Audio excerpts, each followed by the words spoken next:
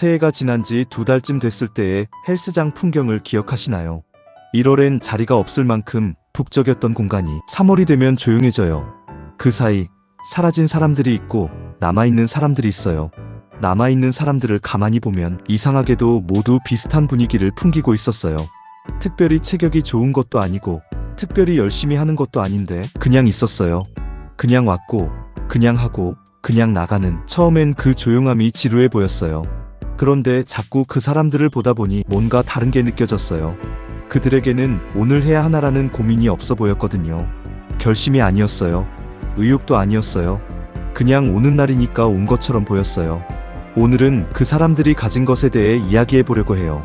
탁월한 비결이 아니에요. 그냥 멈추지 않는 사람들이 조용히 갖고 있는 것들. 꾸준한 사람들을 오래 들여다보면 알게 되는 게 있어요. 그들은 잘해서 계속하는 게 아니에요. 계속해서 잘해진 거예요. 이게 선명하게 느껴지는 예가 있어요. 글쓰기 대회에서 상을 탄 아이가 있어요. 선생님한테 칭찬도 받고 친구들도 넋을 되게 잘 쓴다고 했어요. 그 아이는 그 후로 더 열심히 썼을까요? 많은 경우에 그러지 않았어요. 오히려 다음에 쓰는 게 더 어려웠거든요. 이번엔 더 잘 써야 한다는 압박이 생겼고 잘 안 써지는 날엔 그냥 공책을 열지 않았어요. 반면에 아무것도 받지 못한 아이가 있었어요. 그냥 쓰는 걸 좋아해서 쉬는 시간에도 틈틈이 뭔가를 적었어요. 그 아이는 10년 뒤에도 어딘가에 뭔가를 쓰고 있을 확률이 훨씬 높아요. 잘하는 것은 한 번에 평가돼요. 하지만 계속하는 것은 반복으로만 만들어져요. 꾸준함은 재능의 문제가 아니에요. 지향점의 문제예요. 그렇다면 왜 우리는 자꾸 멈출까요? 나는 왜 이렇게 의지력이 없을까? 이 문장을 스스로에게 던져본 적 있으시죠? 헬스장을 한 달 만에 그만두고 다이어트를 사흘째 포기하고 아침형 인간이 되겠다던 결심이 일주일을 못 가고 그럴 때마다 결론은 늘 하나였어요. 나는 의지력이 부족한 사람이라고. 그런데 이 자책 사실 근거가 좀 불완전해요. 심리학 연구들을 보면 가장 자기 통제를 잘하는 사람들을 들여다봤을 때 그들은 더 강한 의지력을 발휘하는 사람들이 아니었어요. 유혹 자체에 덜 노출되는 상황을 만드는데 능숙한 사람들이었어요. 스마트폰을 다른 방에 두는 것, 간식을 아예 사지 않는 것, 운동 가방을 전날 밤에 싸두는 것. 이런 작은 설계들이 의지력을 쓸 일 자체를 줄여주는 거예요. 꾸준함이 없는 건 의지력의 문제가 아니라 설계의 부재인 경우가 많아요. 그리고 뇌도 우리 편이에요. 뇌에는 기저핵이라는 오래된 구조가 있어요. 이 부분이 하는 일이 흥미로워요. 반복되는 행동들을 점점 자동화시키는 거예요. 처음 자동차를 운전할 때는 핸들, 브레이크, 사이드미러, 신호등 동시에 신경 써야 할 게 너무 많았죠. 그런데 몇 달 지나고 나면 음악을 들으면서도 운전하게 돼요. 기저핵이 그 패턴을 저장해버린 거예요. 습관이 만들어지는 것도 같은 원리예요. 연구에 따르면 새로운 행동이 자동화되기까지 평균 66일이 걸려요. 처음 한 달은 의지를 써야 해요. 하지만 반복이 쌓이면 점점 하지 않는 게 어색한 상태로 바뀌어요. 지금의 힘듦은 당연한 거예요.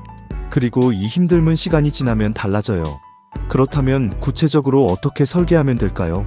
지금부터 꾸준한 사람들이 공통으로 갖고 있는 5가지 구조를 말씀드릴게요. 첫 번째, 기대치를 의도적으로 낮게 설정한다. 오늘은 2km만 걷자. 이 말이 처음엔 좀 우습게 느껴질 수 있어요. 운동하러 나가는데 고작 2km면 뭔 의미가 있나 싶죠. 그런데 이게 꾸준한 사람들이 공통으로 쓰는 첫 번째 설계예요.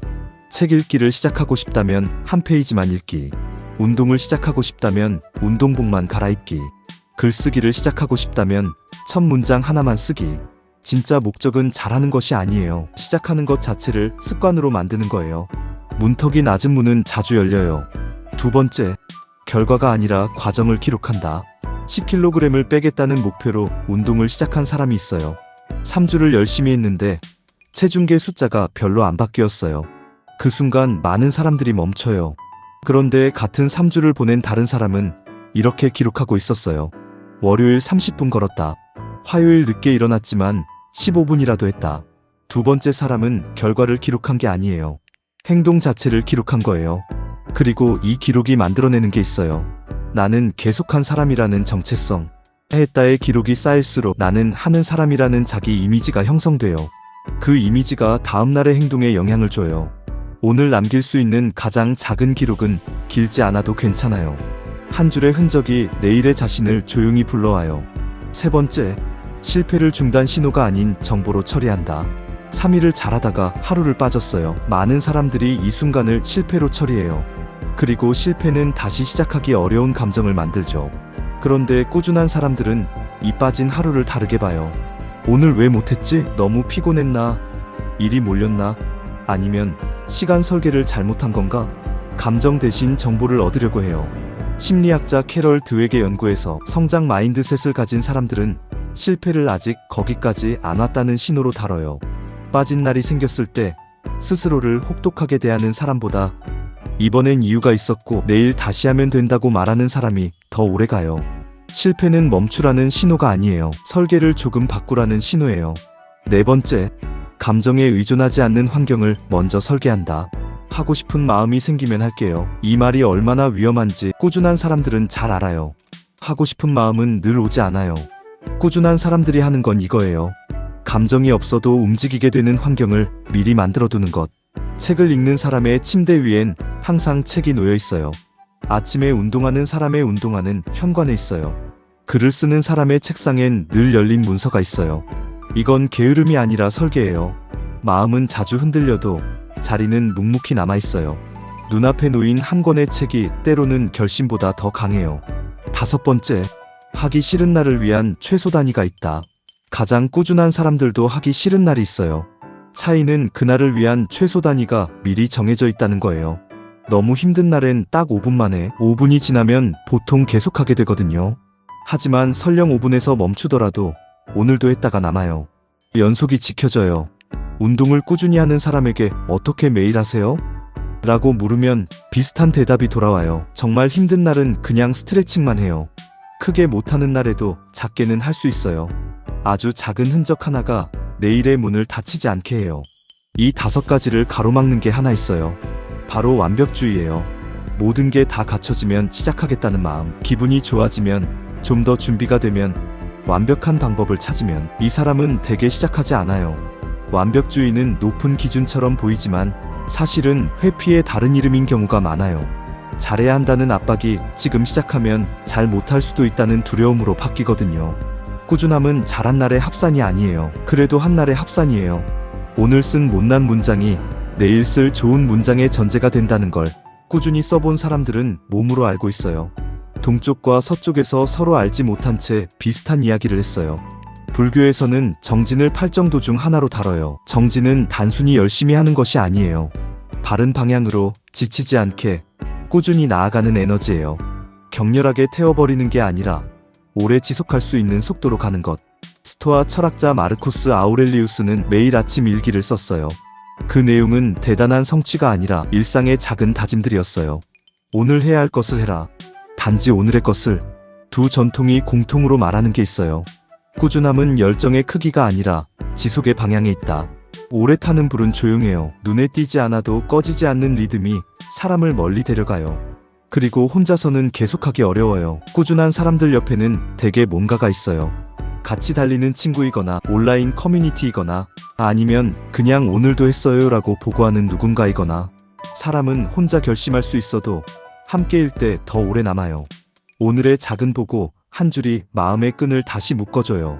오늘 이 3가지만 확인해 보세요. 첫째, 시작 조건을 기분이 좋을 대로 설정하지 않고 있나요? 둘째, 최소 단위가 미리 정해져 있나요? 셋째, 했다는 사실 자체를 기록하고 있나요? 이 3가지가 있다면 구조가 이미 작동하고 있어요. 오늘 당장 하나만 해볼 수 있다면 지금 지속하고 싶은 것 하나를 떠올리고 가장 힘든 날에도 할 수 있는 가장 작은 버전을 적어보세요. 그게 시작이에요. 다시 헬스장 이야기로 돌아올게요. 3월에도 남아있던 그 사람들에게는 공통된 표정이 있었어요. 특별히 즐거운 것도 아니고 특별히 힘들어하는 것도 아닌 그냥 오늘도 왔다는 표정.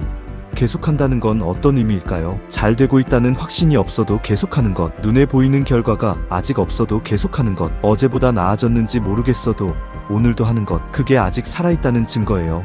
오늘 한 번 더, 아주 조금이어도 괜찮아요. 오늘도 왔다는 사실 하나가 사람을 지켜줄 때가 있어요. 작고 느린 반복 속에서 삶은 의외로 단단해져요. 이 영상이 마음에 남으셨다면 이번 주 딱 하나만 해보세요. 최소 단위 가장 힘든 날에도 할 수 있는 아주 작은 버전. 정했다면 댓글로 남겨주세요. 같이 계속해봐요.